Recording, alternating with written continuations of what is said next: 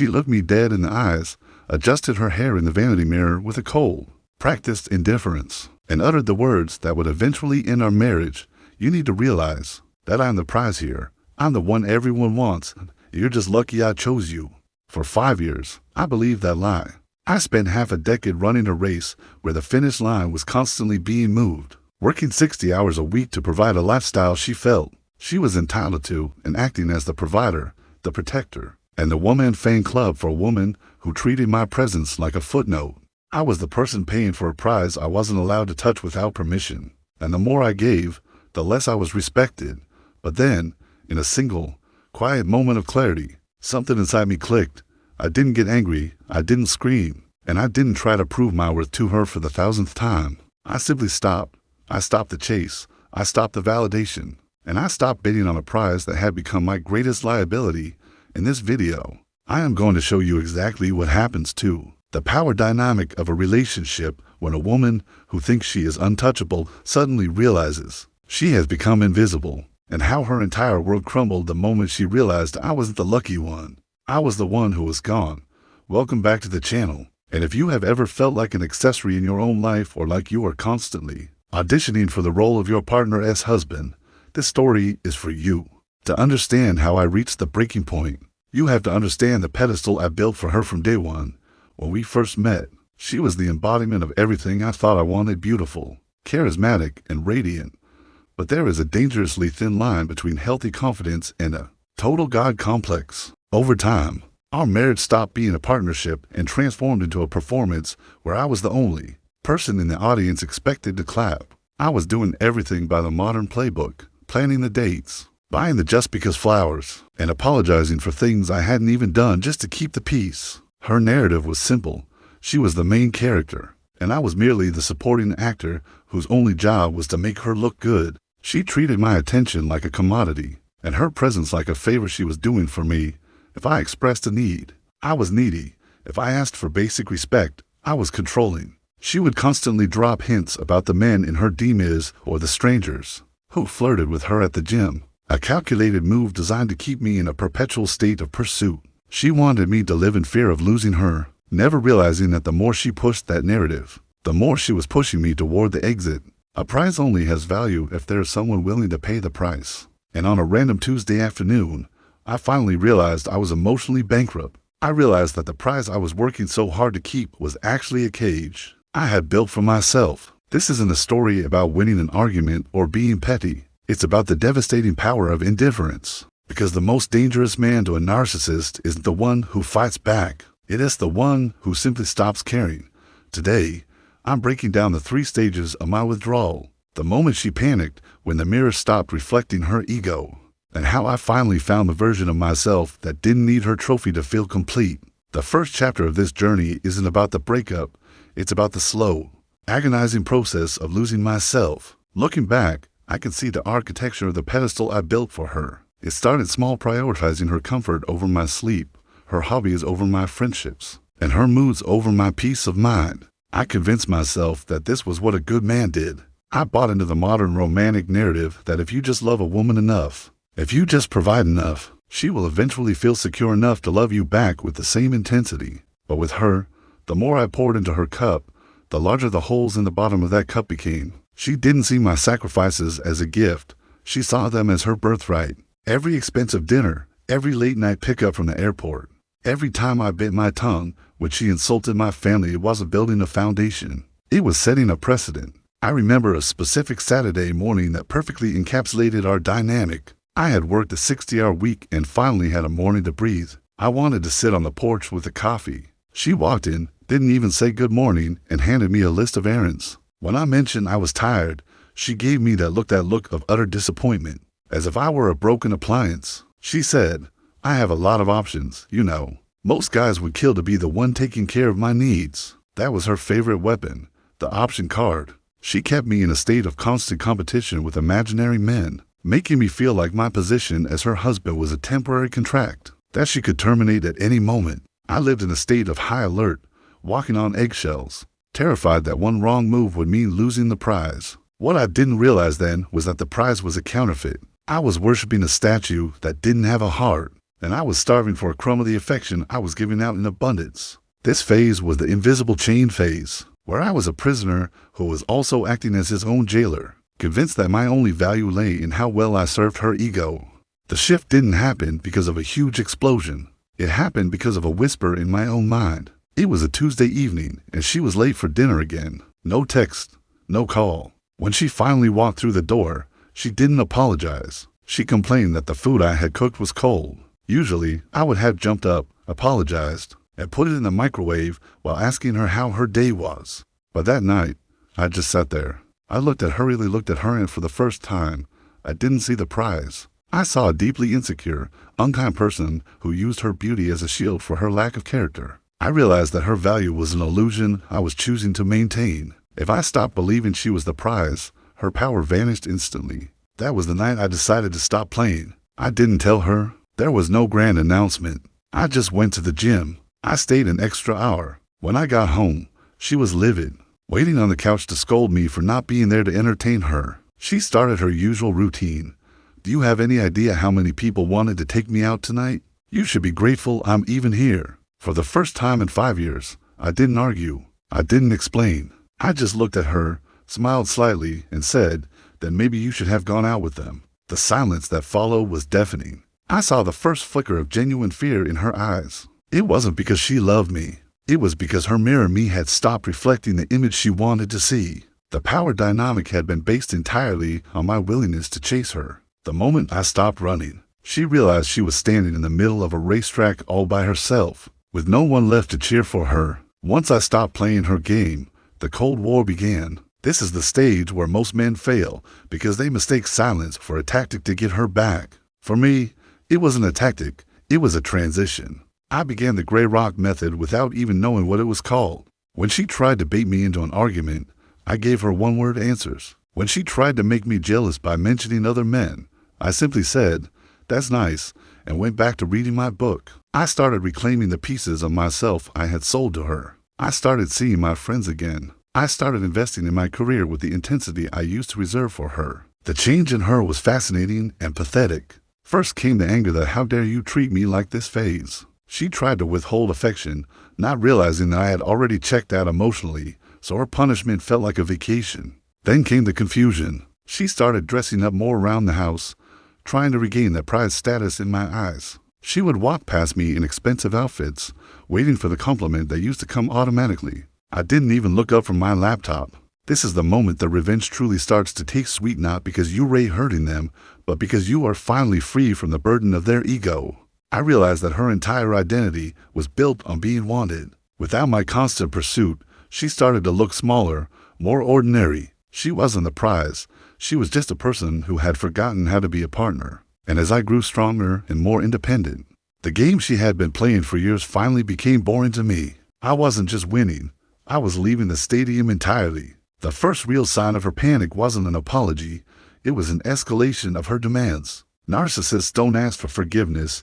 They ask for more compliance to prove they still have power. She started creating fake emergencies, car noises that didn't exist, urgent problems at her work that she needed me to solve, or sudden health scares that vanished the moment I offered to take her to a doctor. Instead of just holding her hand, she was testing the perimeter of my new boundaries. She was trying to see if the old version of me, the fixer, was still alive under the surface. I remained a brick wall. I offered logical solutions instead of emotional energy. I remember her sitting on the edge of the bed, crying, saying, "You changed. You don't care about me anymore. I feel like I'm living with a stranger." In the past, those words would have sent me into a spiral of guilt.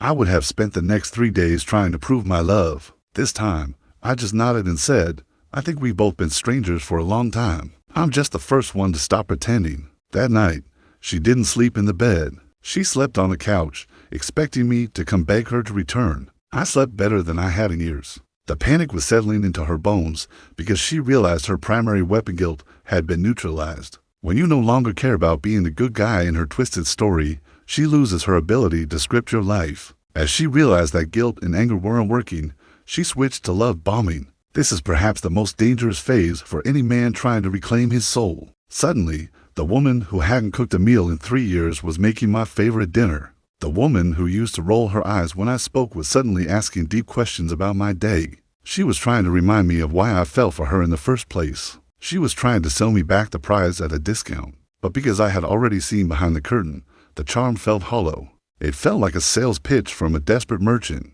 I watched her perform this role for about a week. It was like watching a theater production where the actress was getting tired of the lines. She would be sweet for 2 hours, but the second I didn't give her the massive hit of validation she wanted, the mask would slip. She'd snap or make a passive-aggressive comment before quickly catching herself and going back to the sweet persona. This confirmed everything I needed to know. Her kindness wasn't a change of heart, it was a strategy. She didn't miss me. She missed the way I made her feel about herself. She missed the mirror. Seeing her struggle to maintain the act was a revelation. It showed me just how much work it was for her to treat me like a human being. By this point, my life outside the house was thriving. I had stopped pouring my financial and emotional resources into a black hole, and the results were undeniable. My bank account was growing, my performance at work was at an all-time high, and I had lost 15 pounds of stress weight.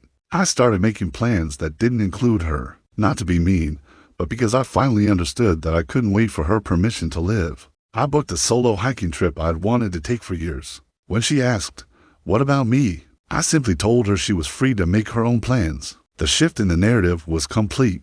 I was no longer the lucky guy who got to be with her. She was the woman who was slowly being left behind by a man who had outgrown her. The prize was now sitting on a shelf gathering dust while the bidder had walked out of the auction house and into the sunlight. I started visualizing my life without her constantly. I realized that the silence in a house alone was much louder and more beautiful than the silence of two people who resent each other. I wasn't just planning an exit.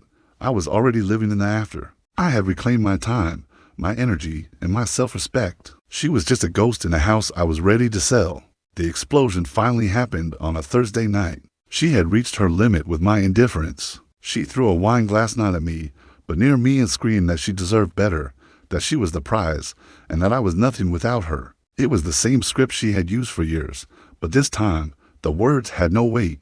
They were like feathers hitting a stone wall. I waited for her to finish her tantrum. I didn't raise my voice. I didn't even stand up. I just looked at her and said, "You're right. You do deserve someone who sees you as a prize, and I deserve someone who sees me as a partner. We are no longer a match for each other's needs." I pulled the divorce papers out of my bag. I had been carrying them for 2 weeks, waiting for the right moment. The sight of them drained the color from her face. The screaming stopped instantly. She dropped to her knees, not out of love, but out of the sudden realization that her safety net was gone. The prize was being returned to the store, and there were no refunds. She tried to bargain. She tried to cry. She tried to threaten me with a messy legal battle. I told her I didn't care. I told her that my peace was worth more than any asset we owned. That was the moment she truly knew that she had lost. Not because I was leaving, but because she no longer had the power to hurt me. Leaving that house was the lightest I have ever felt. In the months that followed, I watched her from a distance, not because I wanted her back, but because it was an interesting study in human behavior. Within weeks, she was posting thirst traps on Instagram, desperately seeking the validation from strangers that she had lost from me. She was trying to prove to the world that she was still the prize. But I could see the cracks. Without a stable man to provide the foundation, her high-value lifestyle began to crumble. She moved into a smaller apartment. She started dating men who treated her exactly the way she had treated me, like an object to be used and ignored. The revenge wasn't in her suffering. The revenge was in the contrast. While she was stuck in a cycle of seeking external validation, I was building an internal empire. I was traveling. I was reconnecting with my family, and I was learning what it felt like to be appreciated for who I was, not just what I provided. She reached out a few times, usually late at night, telling me she made a mistake, and that no one loves her like I did. I never replied. I didn't need to. The silence was the only answer she earned. A year later, I am a completely different man. My skin is clearer, my mind is sharper, and my heart is open again, but with a very different set of filters. I have met women who are actually prizes, but they don't call themselves that. They are women who bring peace, support, and genuine kindness to the table. They don't demand a pedestal. They want to stand beside you on level ground. Reclaiming my life wasn't just about getting away from a toxic woman. It was about killing the part of me that thought I wasn't enough on my own. I realized that the game only works if you are afraid to lose. Once you accept that losing a toxic person is actually a massive win, you become invincible. I started a business I put off for years because she thought it was too risky. It's thriving.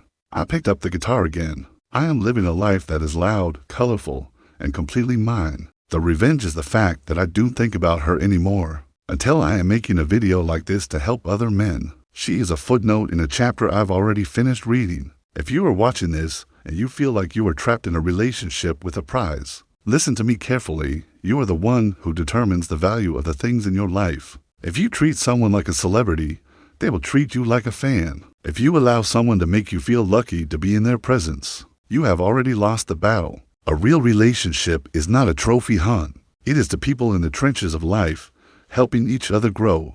The best revenge you can ever take on someone who devalued you is to live a life so incredible that their opinion of you no longer matters. Stop the chase. Stop the bidding. Stop the validation. The second you walk away from the game is over. You are the only one who walks away with the real prize, your freedom. Thank you for watching my journey. If this resonated with you, leave a comment below about the moment you decided to stop playing the game. We're all in this together. Stay strong, stay focused, and remember you are the prize in your own life. The truth is, when she told me she was the prize, she wasn't entirely lying. She was just mistaken about who was holding the value. A prize is an object.